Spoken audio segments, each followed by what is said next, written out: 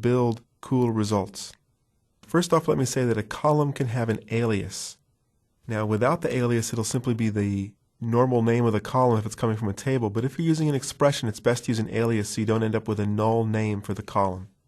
In this example, the expression is simply a string literal of expression. It's going to be returned as alias, and then 1, 2, 3 is a number. It's going to be returned as order. And since order is actually a keyword for SQL Server, we place square brackets around it so that it can be identified as a word that we've created and we're using as an alias, instead of maybe some other kind of word. It may run without putting the square brackets around it, but it's always a good idea, best practice, to put square brackets around keywords when you're using them as either aliases or user objects. There are several types of expressions, and here I've built a list.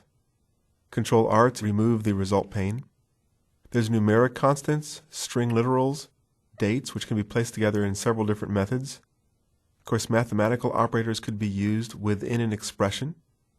If you want to concatenate, you use a plus sign to concatenate strings. Although it's rarely used, there are bitwise operators for doing ands and ors in a binary way. Of course, an expression can come from just a column. We're going to talk in detail about the case expression. In a couple lessons, we'll talk about subqueries. If the subquery returns a single scalar value, you can actually have a subquery populate an expression. Then there's user-defined variables from T-SQL and global variables, which report server status. Then there are scalar functions and user-defined functions. All of these can be put together and blended together in building expressions. The first thing I want to demonstrate is addition versus concatenation.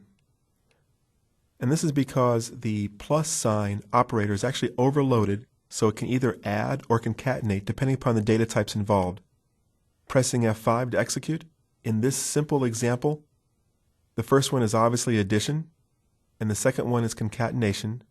And in the concatenation, we're taking 1, 2, 3 not as a number, but because we've put quotes around it, it becomes a string of 1, 2, 3. We simply concatenate those.